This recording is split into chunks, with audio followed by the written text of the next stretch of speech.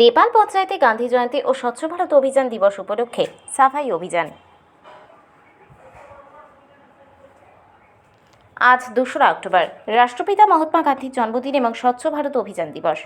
সেই উপলক্ষে পূর্ব মেদিনীপুর জেলার রামনগর বিধানসভার রামনগর 2 ব্লকের দেপাল পঞ্চায়েতের পঞ্চায়েত কার্যালয়ে গান্ধীজির প্রতিকৃতিতে পুষ্পার্ঘ্য নিবেদনের মধ্য দিয়ে শুরু হয় সাফাই অভিযান কর্মসূচি। এরপর এলাকার অন্যতম ব্যস্ত এলাকা কলেজ মোড়ে সাফাই অভিযান করা হয়, সাথেই বাজারে বিক্রেতাদের সঙ্গে করে সাফাই করা হয়। এরপর পঞ্চায়েতের বিভিন্ন এলাকায় পঞ্চায়েত অফিসের কর্মীবৃন্দ, আইসিডিএস কর্মী, ভিআরপি, ভিভিডি কর্মীদের নিয়ে বিভিন্ন সংসদের বিভিন্ন এলাকায় সাফাই করা হলো। স্বচ্ছ ভারত অভিযান 2024 সালে ভারত সরকার দ্বারা প্রচলিত একটি জাতীয় প্রকল্প। এর মাধ্যমে দেশের 4041টি শহরের সড়ক ও পরিকাঠামো পরিষ্কারের ব্যবস্থা করার পরিকল্পনা করা হয়েছিল। মাসিক স্বাস্থ্য ব্যবস্থাপনা সম্পর্কে সচেতনতা বৃদ্ধি করাও এই কর্মসূচির লক্ষ্য।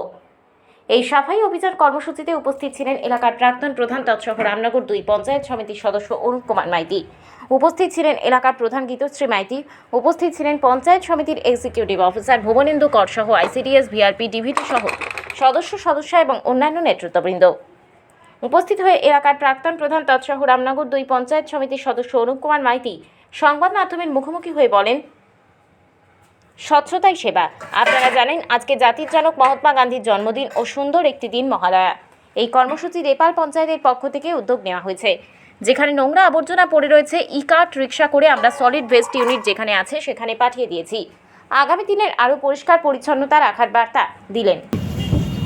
স্বচ্ছতাই সেবা। আপনারা জানেন আজকে আমাদের জাতির জনক, আমাদের ভারতের স্বাধীনতা সংগ্রামের পুরোধা পুরুষ মহাত্মা গান্ধীর জন্মদিন এবং আজকে একটা ভয়ঙ্কর সুন্দর দিন মহালয়া।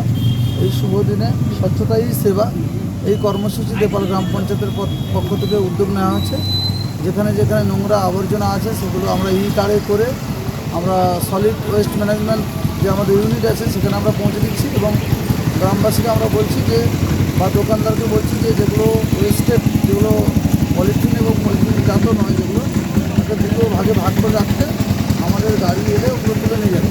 সেই জন্য আমাদের দেপাল গ্রাম পঞ্চায়েতের সমস্ত বিআরপি সদস্যরা সবাই আছে, প্রধান ম্যাডাম আছেন। আমরা আজকে এই কর্মসূচি আইসিডিএস আছেন, আইসিডিএস আছেন, আমরা এই কর্মসূচি করছি। আমরা সবাই কাছে আবেদন করবো যে সুস্থ থাকতে হবে, পরিষ্কার পরিচ্ছন্নতা হচ্ছে গুরুত্বপূর্ণ বিষয়, নোংরা আবর্জনা মুক্ত হতে হবে। আমাদের রাষ্ট্রীয় সভাপতি বিমলবাবু আছেন, আমাদের সেক্রেটারি আছেন করবাবু। তাই সবাইকে আমরা আবেদন করলাম যে যে যার নোংরাগুলো গুছিয়ে রাখলে সুন্দরভাবে একটা জায়গায় সলিড ওয়েস্ট ম্যানেজমেন্ট ইউনিটে পাঠিয়ে দেওয়া হবে। সেই কর্মসূচি লাগাতারভাবে শুরু হবে।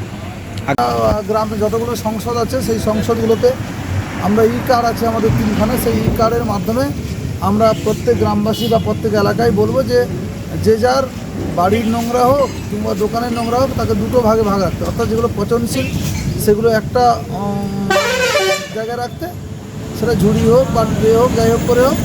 আবার যেগুলো পচনশীল নয় অর্থাৎ প্লাস্টিক পলিথিন জাতীয় সেগুলোকে আরেকটা ভাগে ভাগ করে রাখতে। তাহলে আমরা এটা একটা আন্দোলনগতভাবে কর্মসূচি শুরু হয়েছে। তাহলে সেগুলো আমরা একটা জায়গায় নিয়ে সলিড ওয়েস্ট ইউনিটে আমরা পৌঁছে দেবো। তাহলে এইভাবে পরিষ্কার পরিচ্ছন্ন থাকে।